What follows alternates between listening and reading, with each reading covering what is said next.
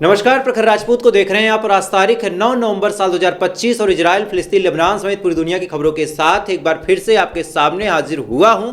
इस वीडियो में हम आपको बताएंगे कि चाइना ने एक ऐसा एयरक्राफ्ट कैरियर बना लिया जिसके बाद अब भारत के लिए टेंशन की बात है, लेकिन उससे भी बड़ी टेंशन की बात यह है कि हमारे देश की जो गोदी मीडिया है ये खबर आपको नहीं बताएगी। और साथ ही ईरान ने एक ऐसी मिसाइल बना ली है जिसके बाद चाहे अमेरिका हो चाहे इजराइल हो, सबके अंदर दहशत मच गई है। तो ये मिसाइल कौन सी है, इस मिसाइल की रेंज क्या है और अमेरिका और इजराइल दहशत में क्यों है, क्या वजह है, इसके बारे में भी अभी आपको डिटेल में बताऊंगा। और साथ ही इजराइल ने सीज फायर की जो पतली सी डोर बची है उसमें भी धीरे धीरे कुतरन लगाना चालू कर दिया है। और इजराइल लगातार गाजा के ऊपर कैसे हमले कर रहा है, लेबनान के साथ क्या कर रहा है, इसके बारे में भी आपको पता चलेगा। और साथ ही भारत और अफगानिस्तान की जंग में रशिया ने एंट्री मार ली है और रशिया ने क्या कुछ कहा है, यह भी एक बहुत बड़ी खबर है, इसके बारे में भी आपको डिटेल पता चलेगा। इस वजह से यकीन मानिए आज की जो खबर है बहुत ज़्यादा अहम है, बहुत ज़्यादा इंपॉर्टेंट है। इस वजह से वीडियो को लास्ट तक जरूर देखिएगा।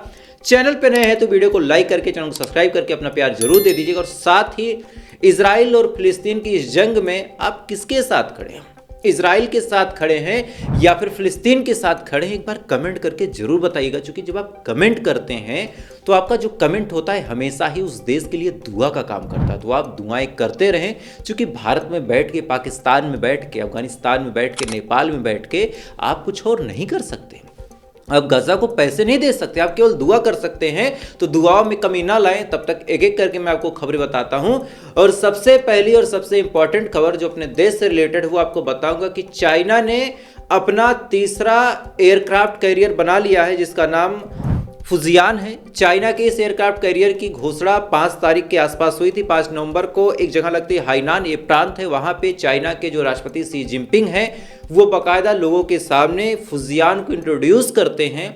ये खबर जब सिन्हुआ न्यूज में छपी थी तो कायदे से हमारे देश की गोदी मीडिया को ये खबर आपके सामने रखनी थी, लेकिन गोदी मीडिया ने ये खबरें आपके सामने नहीं रखी, क्योंकि उनके पास और भी ऐसे मुद्दे हैं जिस पे आपको मूर्ख बना के रखते हैं। क्योंकि अगर आप जान जाएंगे कि चाइना ने अपना थर्ड एयरक्राफ्ट बना लिया है, वो भी एक ऐसा एयरक्राफ्ट जो इमल्स सिस्टम को यूज करता है। इमल्स एक ऐसा सिस्टम है जिसकी मदद से कम जगहों में भी हवाई जहाज हो या फिर फाइटर जेट हो उसको टेक ऑफ और लैंड कराने की सहूलियत मिल जाती है। इमल सिस्टम एक ऐसा सिस्टम है जो केवल अमेरिका के पास था, लेकिन आप चाइना की मजबूती देखिए, उनके टेक्नीशियन की ताकत देखिए कि चंद दिनों में ही इस सिस्टम को उन्होंने अपने एयरक्राफ्ट में डाला और डालने के बाद इसको बना के 7 तारीख को पूरी दुनिया के सामने रख दिया। और अब सबसे टेंशन की बात यह है कि इस पे चाहे J-35 स्टील फाइटर जेट है वो तैनात रहेगा, चाहे KJ-600 हो वो भी तैनात रहेगा, और चाहे J-15 हो वो भी तैनात रहेगा। और ये भारत के लिए भी टेंशन की बात है। ऐसा नहीं है कि केवल ताइवान या फिर अमेरिका के लिए टेंशन की बात है, भारत के लिए भी टेंशन की बात है। क्योंकि भारत और चाइना के ताल्लुकात कभी भी सही नहीं रहे। आज भारत के पास 2 एयरक्राफ्ट कैरियर है, जिसमें से एक INS विक्रांत है, दूसरा INS विक्रमादित्य है। लेकिन जिस टेक्नोलॉजी का इस्तेमाल इस फुजियान में हुआ है, साफ तौर पे कहूँगा कि उस टेक्नोलॉजी का इस्तेमाल भारत के दोनों एयरक्राफ्ट्स में नहीं है। तो कहीं ना कहीं भारत यहाँ पे चाइना से पीछे है और यहाँ पे भारत को काम करने की जरूरत है, अदरवाइज सिचुएशन कभी भी खराब हो सकती है। क्योंकि जिस रास्ते पे ये तैनात रहेगा फुजियान, उस रास्ते से भारत का लगभग पूरा ट्रांसपोर्टेशन होता ही होता है। खैर, एक अहम खबर थी भारत के लिए और अमेरिका के लिए भी, मुझे लगा आपसे शेयर करनी चाहिए। अब गाजा की खबरों का रुख करते हैं। गाजा में लगातार इजराइल धमाके कर रहा। रेजिस्टेंस नेटवर्क के हवाले से खबर निकल के सामने आई है कि गाजा में फिर से बड़ा धमाका देखने को मिला है। और ये धमाका इतना तेज था कि आसपास का जो इलाका है वो हिल गया है। सीरियसली जमीन हिल गई है गाजा की। इस तरह का बम फोड़ा गया है गाजा के अंदर। और आज IDF ने अपने मुंह से इस बात को एक्सेप्ट कर लिया है कि 3 ऐसे लोग थे जो येलो लाइन क्रॉस करके गलती से इधर आ गए थे। फौरन इन तीनों फिलिस्तीनियों को मार दिया गया। हालांकि IDF का अपना एक तरीका है कि IDF फौरन कह देता कि ये हमास के आतंकवादी थे, लेकिन ये हमास के लोग थे या फिर लोकल फिलिस्तीनी थे, इस बात का कोई ठोस सबूत नहीं है। बस सही खबर ये है कि 3 लोग गलती से येलो लाइन के इस पार आते हैं, फौरन उनको गोली मार दी जाती है। अब यहाँ पे बड़ा सवाल ये निकल के सामने आता है कि क्या ये बात फिक्स कर दी गई है कि कोई भी येलो लाइन के इस पार आएगा तो उसको गोली मार दी जाएगी? क्योंकि मतलब बड़ा साफ है कि येलो लाइन के इस पार आने का मतलब ये नहीं है कि सीज फायर तोड़ दिया उन्होंने। भाई दिक्कत तब होती है अगर उन्होंने कोई हमला किया होता है या फिर उन्होंने कोई ऐसी कोशिश की होती। उन्होंने ऐसा कोई काम किया नहीं, वो बस इस साइड आ जाते और इस पे अगर उनको गोली मार दी जाती है तो सीधे तौर पे ये सीज फायर का वायलेशन है। और खासकर ऐसे हाल में जब इस समय जो फिलिस्तीनी इस्लामिक जिहाद के लोग हैं, जो हमास के लोग हैं, जो अल-कुद्स ब्रिगेड के लोग हैं, वो लगातार लाशों को खोद खोद के इजराइल के हवाले कर रहे हैं, लेकिन इसके बावजूद इजराइल अपनी हरकतों में बाज नहीं आ रहा। आज खबर निकल के सामने आ रही है कि लेबनान के ऊपर भी अलग अलग जगहों पे इजराइल ने एयर स्ट्राइक की। सबसे पहले ब्लीडा स्क्वायर एक जगह है, इस ब्लीडा स्क्वायर पे भी हमला किया और साथ ही इसके जस्ट बाद विंत जबिल एक इलाका है, उस पर भी एयर स्ट्राइक कर दी। और इस एयर स्ट्राइक में लेबनान की जो हेल्थ मिनिस्ट्री है उसने साफ तौर पे कहा है कि इस एयर स्ट्राइक में एक की मौत हुई है, 4 लोग घायल हुए हैं, लेकिन इसके बावजूद भी इजराइल को इस बात का कोई गम नहीं है कि हमने मासूमों को मारा है। इजराइल लगातार हमले के लिए उकसा रहा है लोगों को, इजराइल लगातार लोगों को मार रहा है, गजा के अंदर लगातार जीनोसाइड जारी है और इसमें पूरी दुनिया के लोग देखने के बाद भी खामोश हैं। और क्यों खामोश हैं, अगली खबर सुनिए आप जानेंगे। दरअसल जब गजा के अंदर कुछ होता है तब लोगों के जहन में एक सवाल आता है कि भाई अरब कंट्रीज क्यों नहीं कुछ करते। तो आज अरब कंट्रीज की एक ऐसी सच्चाई बताऊंगा जिसके बाद आपको लग जाएगा कि अरब कंट्रीज असल में कुत्ते हैं। माफ कीजिएगा, शब्द बहुत गंदा है, लेकिन ये कुत्ते हैं। किसके? अमेरिका के। कैसे? वो आप जानिए। दरअसल इस समय जो सऊदी अरब के प्रिंस हैं मोहम्मद बिन सलमान, वो अमेरिका के दौरे पे जाने वाले हैं। दौरे पे जाने के दौरान जो मेन अहम मुद्दा है सऊदी अरब का, वो F-35 फाइटर जेट लेना है। F-35 फाइटर जेट सऊदी अरब अमेरिका से मांग सकता है। इस समय पूरे मिडिल ईस्ट में F-35 अगर किसी के पास है तो वो इजराइल के पास है। इसी जहाज को उपयोग करके अक्सर इजराइल बाकी देशों पे हमला करता है और मोहम्मद बिन सलमान इस जुगाड़ में लगे हुए हैं कि ये जहाज अमेरिका इनको भी दे दे।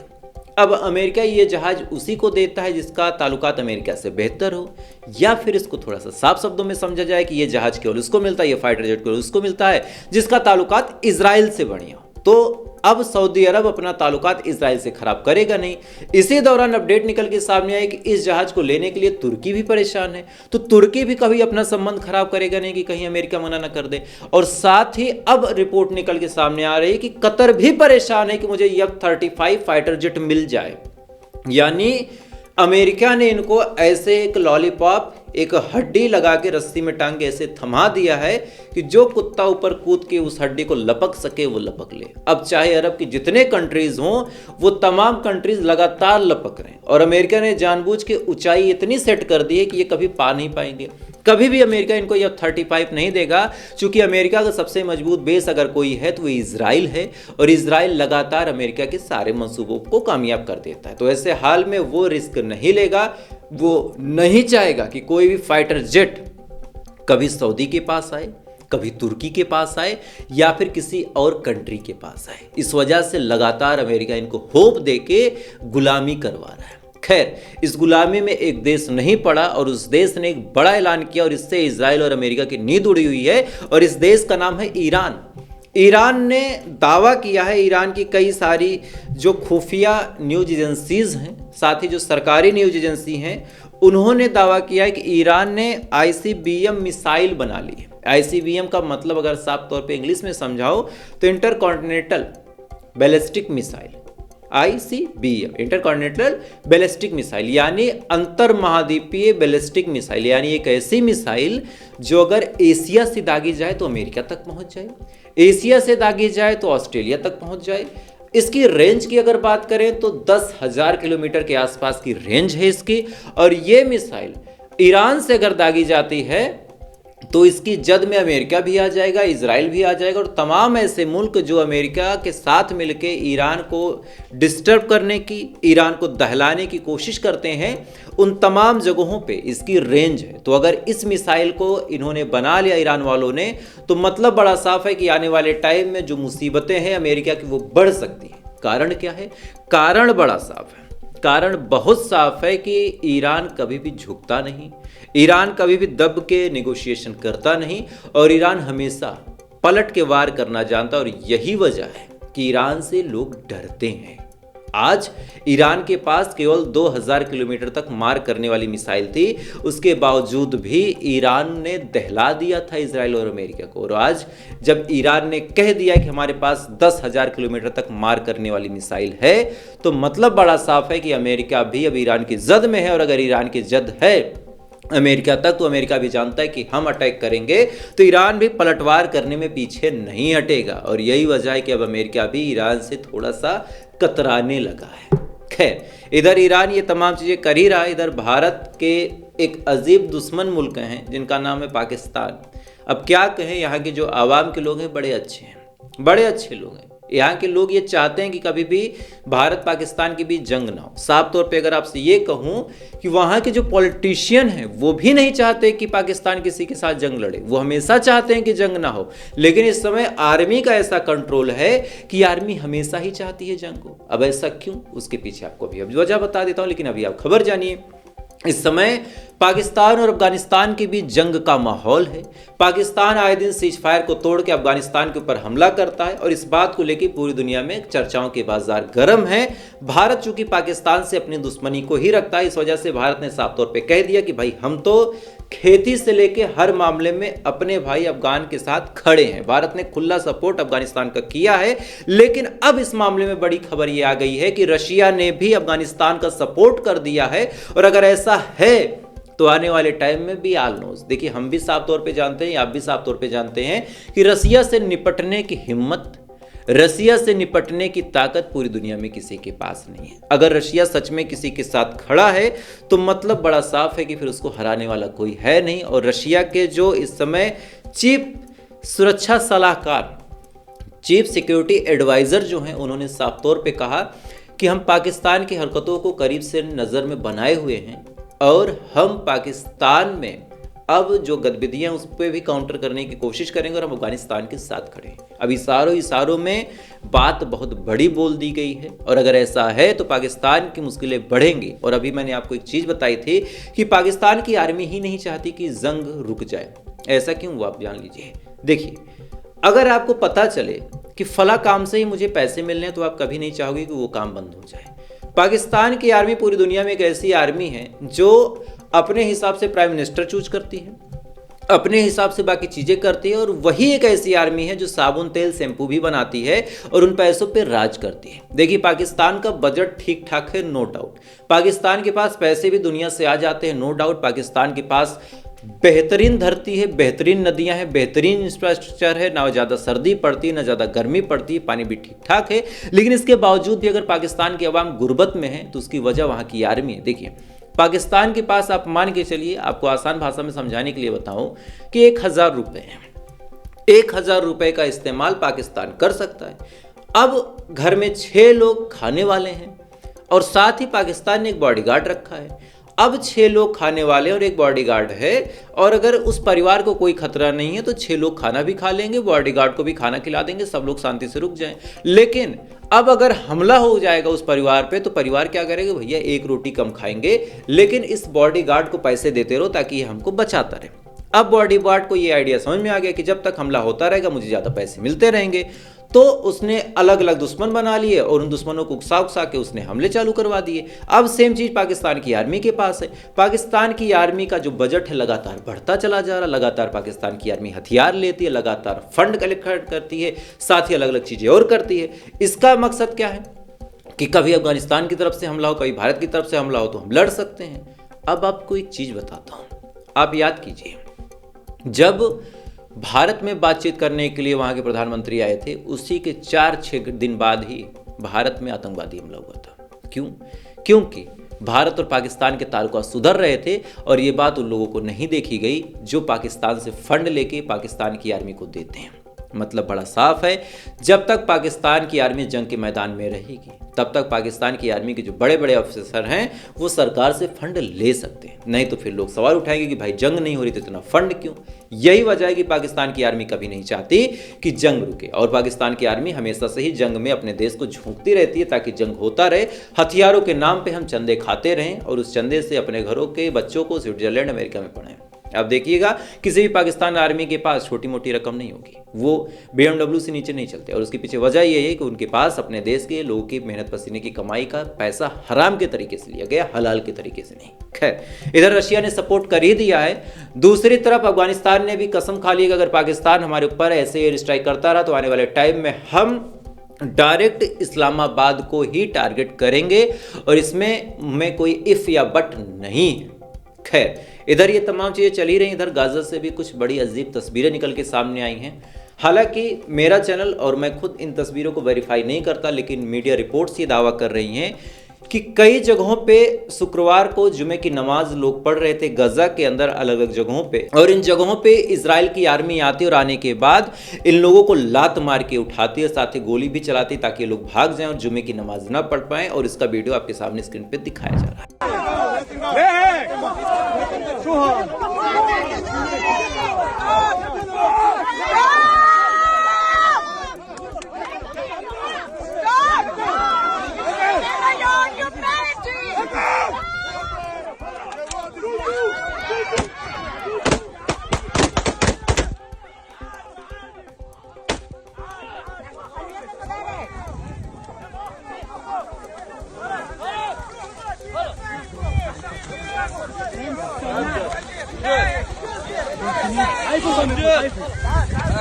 इसके अलावा गाजा से भी कुछ ईमान भरी तस्वीरें निकल के सामने आई, जहां पे ये दिखाया गया है कि गाजा में हाल बद से बदतर है, लेकिन इसके बावजूद लोग टेंट लगा के जुमे की नमाज को अदा कर रहे हैं। और ये वीडियो जब आप देखेंगे तो आपका भी कलेजा खिल जाएगा कि यार हम तो इतनी सुविधाएं होने के बावजूद भी अपने दिन धर्म को फॉलो नहीं कर पाते। गाजा के लोगों को एक बार देखो।